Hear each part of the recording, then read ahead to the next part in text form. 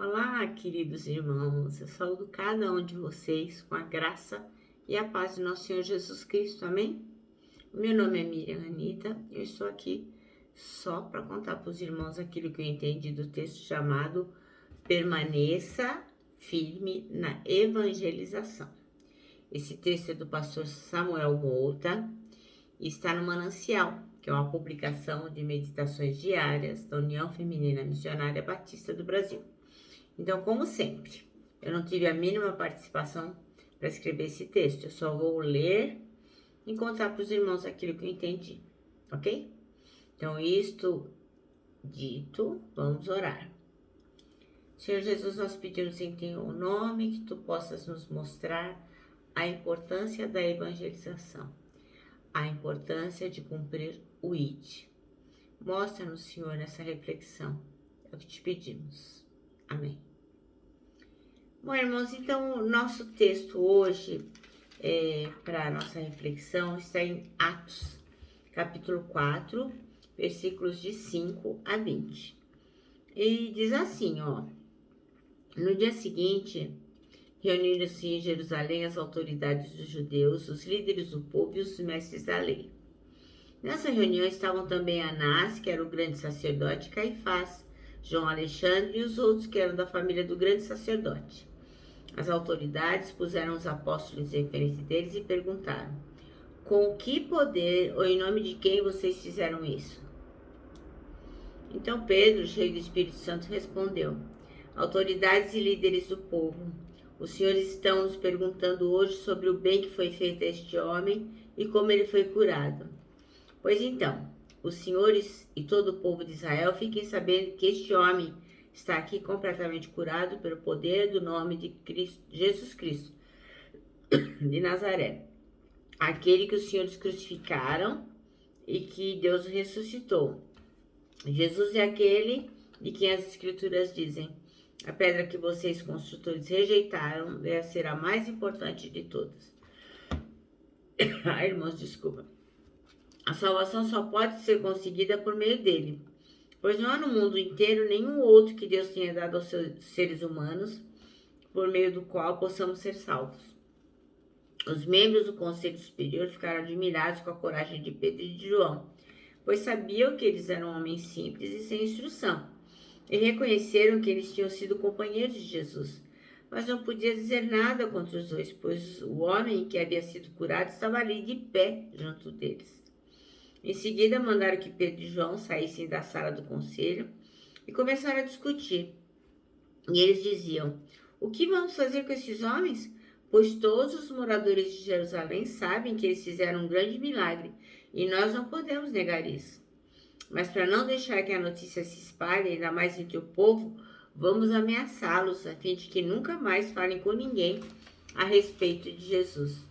Então, os chamaram e ordenaram duramente que não falassem nem ensinassem nada a respeito de Jesus.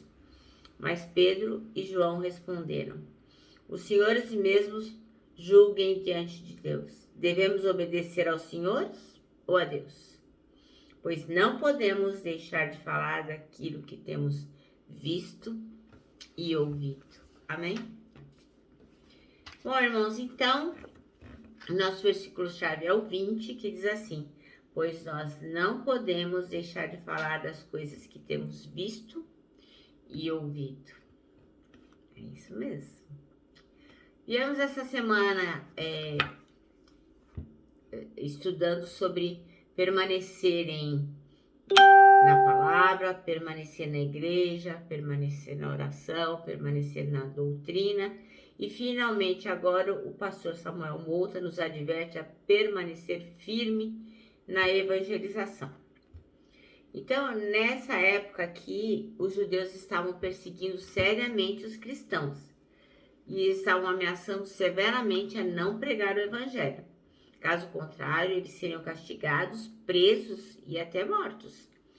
Então, era uma perseguição muito acirrada e os cristãos estavam sendo de todo lado pressionados a não falar de Jesus. Os discípulos, no entanto, não estavam nem aí, ó, para eles Para eles, tanto faziam serem ameaçados ou não. Eles estiveram com Jesus, estiveram com Jesus. Então, eles sabiam que o Senhor ressuscitado estava ali com eles e eles receberam dele a ordem para serem testemunhas, que está lá em Atos de 1 a 8. Eu não vou ler, mas depois os irmãos podem procurar na sua igreja, na sua Bíblia. Eles estavam cheios de Espírito Santo. Após o dia de Pentecostes, e tudo que importava para eles era anunciar a salvação em Jesus, o Filho de Deus. Então, irmãos, aquilo era tão importante para eles que nada no mundo e nem ninguém iria convencê-los de que eles não deveriam falar de Jesus. Aquilo estava latente, estava pulsando no coração deles. Eles estavam muito felizes, eles queriam compartilhar essa boa nova. Evangelho quer dizer a boa nova. Então, eles queriam muito que todo mundo soubesse o que Jesus Cristo havia feito por eles. Então, a prioridade para aqueles discípulos era a evangelização. E ficou uma ordem para nós, né? Deve ser nossa prioridade também. As coisas deste mundo tomaram o segundo plano. Então, nada para eles era mais importante do que falar de Jesus Cristo. Não tinha nada mais importante que isso. Então, a agenda deles era o quê? Fazer discípulos.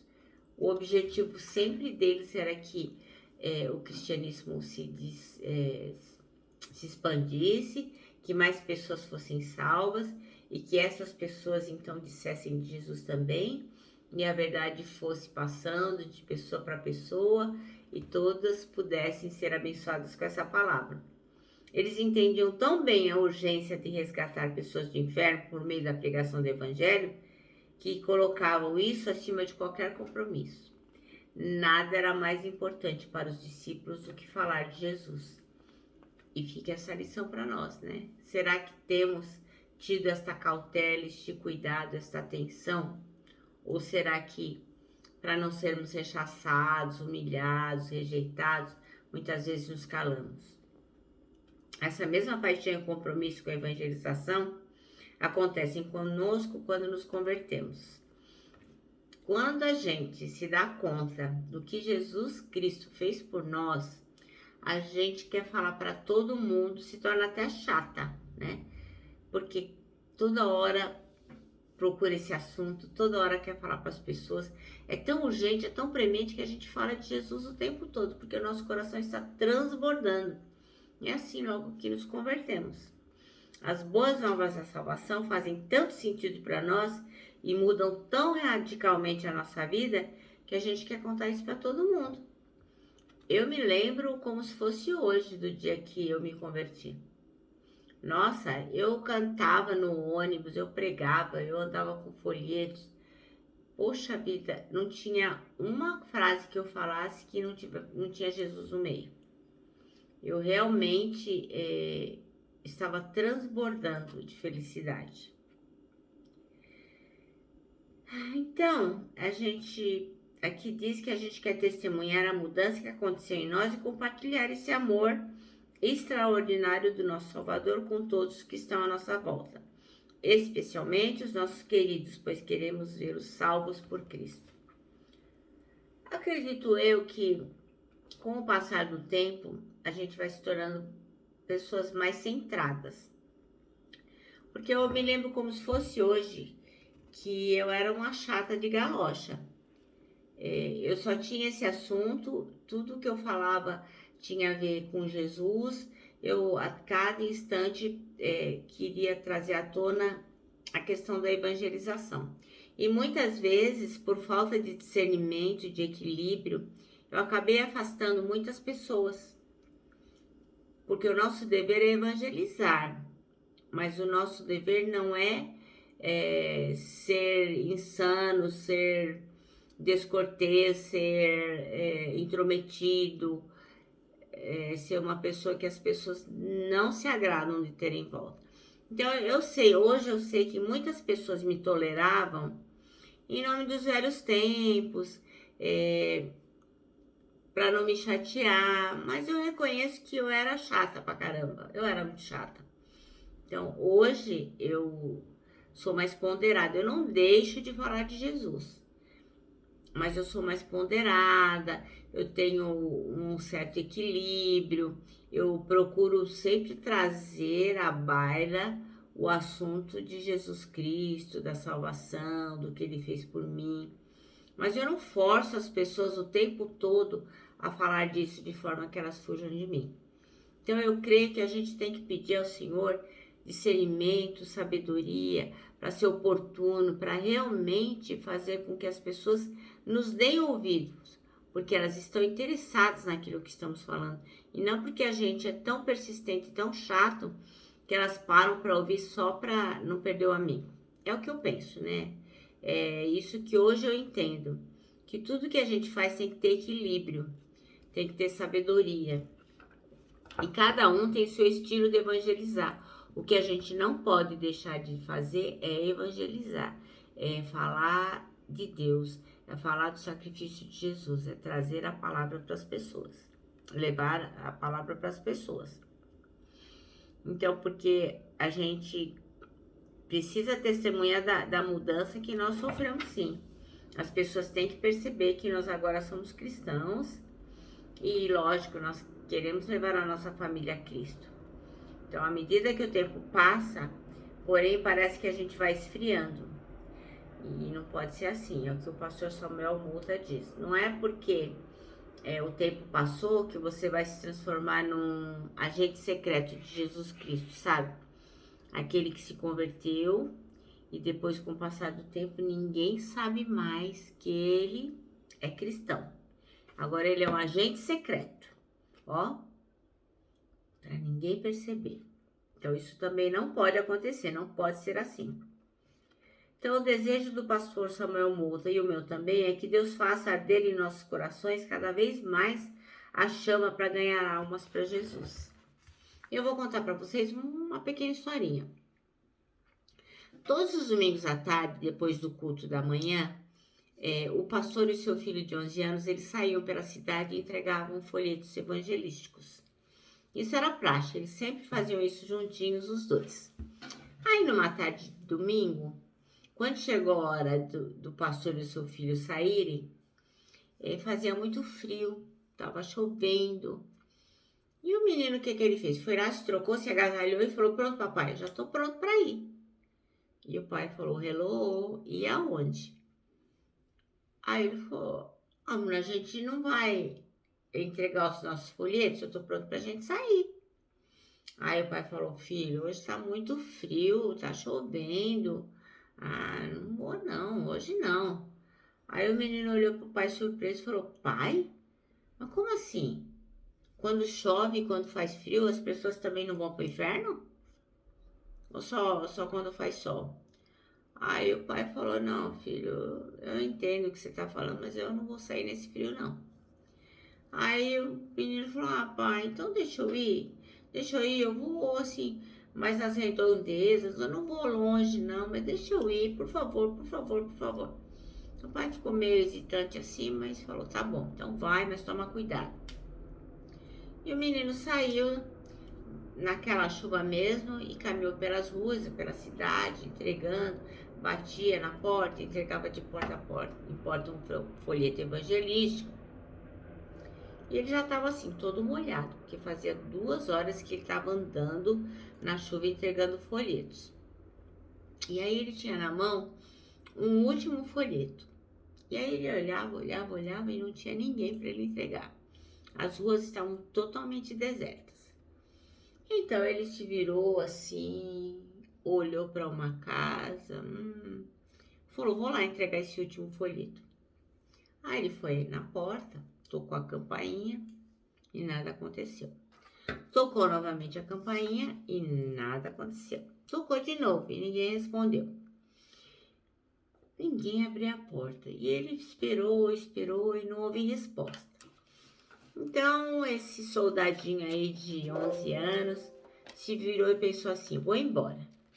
Mas aí ele pensou assim: ah, não, tem alguma coisa que me diz que é melhor eu não ir embora. E ficou batendo na porta, bateu na porta bem forte.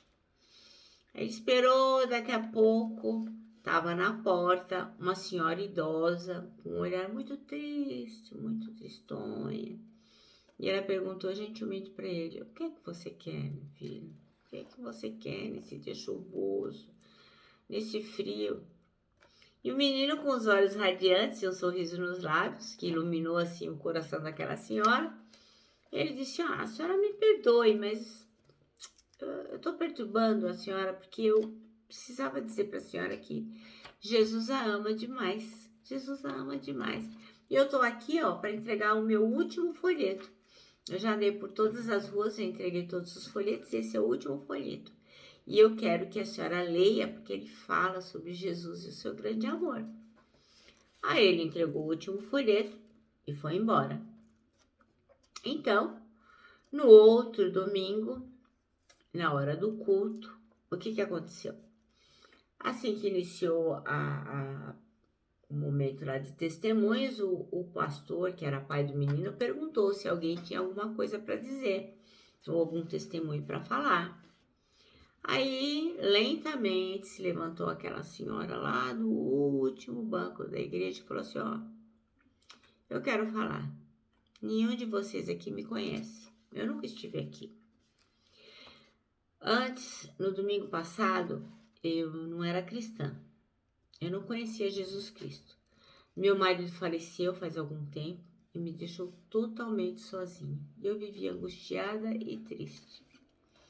Então, nesse dia, estava muita chuva, estava muito frio, e eu pensei: estou cansada de viver, eu vou dar fim na minha vida. E aí eu resolvi me matar.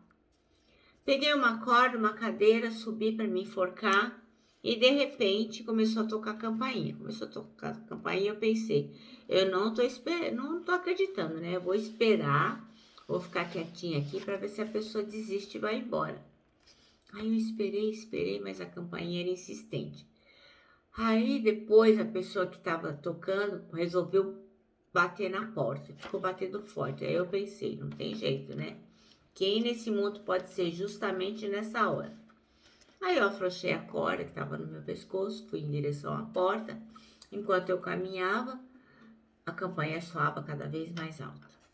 Quando eu atendi, eu mal pude acreditar, pois na minha varanda estava um menino todo molhado, radiante e sorrindo. E as palavras que saíram da boca dele inundaram meu coração. Fizeram com que aquele coração morto que eu trazia no peito saltasse para a vida. Porque ele me disse com toda a convicção: olha, senhora, eu vim aqui só para dizer que Jesus ama a senhora. E me entregou esse folheto que eu agora tenho nas minhas mãos. Então, conforme aquele anjinho desaparecia, eu entrei para dentro, comecei a ler o folheto, li tudo o que estava escrito ali. Então, eu entendi o que eu estava fazendo e o que Jesus havia feito por mim. E aí eu fui até a corda e até a cadeira, os guardei porque eu já não ia mais precisar deles. Naquele momento, eu pedi perdão a Deus dos meus pecados e pedi que Ele fosse salvador da minha vida. Então, depois daquele testemunho, não tinha ninguém ali que não estivesse chorando na igreja. Estava todo mundo muito emocionado. Então, ela diz assim: eu vim aqui, né, para agradecer pessoalmente aquele anjinho que o Senhor colocou na minha vida e dizer que naquele momento Deus o mandou para me livrar da morte. Aí o pastor desceu do púlpito, abraçou o filho, né, muito orgulhoso e chorando de emoção. Então, eu imagino que nenhuma igreja teria um momento tão emocionante, tão glorioso como esse, que provavelmente nunca se viu um pai também tão orgulhoso do seu filho. E aí eu digo para os irmãos: como aquele menino, você deve se lembrar que muitas almas estão se perdendo e é nosso dever, é seu dever, é o dever de cada um de nós falar do amor de Cristo para todas as pessoas. Então não deixe de espalhar a mensagem. Como diz o pastor aqui, ó, Samuel Mota, permanece firme na evangelização, agarrado. Não deixe que essas almas se percam, porque você deixou de falar de Jesus Cristo. Então eu sugiro para o irmão agora que o irmão possa passar adiante esse vídeo para que as pessoas que não conhecem a Jesus possam ouvir falar do amor do Pai, Passa o vídeo adiante, porque essa mensagem aqui pode fazer diferença para alguém. Pode ser que alguém esteja precisando ouvir falar do amor de Jesus. Então, os irmãos me perdoem se eu estou insistindo, mas eu só gostaria de dizer para os irmãos que assim, que Jesus nos ama muito. Jesus ama cada uma das pessoas. Ele deu a sua vida e ressuscitou para que fôssemos salvos através do seu sangue. E eu, neste vídeo, estou fazendo que nem um menino, né? O meu dever é insistir nessa mensagem, como se eu estivesse entregando a cada um de vocês o meu último folheto. Amém? Bom, o nosso manancial termina assim. O que você está fazendo para ganhar seus familiares, amigos e vizinhos para Jesus? Eu deixo aqui meu abraço fraternal, o meu abraço de ursa. Lembrando que em 2021, ó, ninguém solta a mão de ninguém. E lógico, né? Palavra-chave que é saudades.